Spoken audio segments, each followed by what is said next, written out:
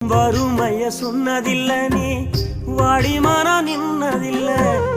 எதையுமே தனக்குன்னு நீ இதுவரை என்னதில்லை சொத்து சுகம் வந்ததில்ல ஒரு சொந்த அள்ளி தந்ததில்ல எத்தனையோ துன்பத்திலும் நீ யாரையுமே நுந்ததில்லை உழைச்சி உழைச்சி நீ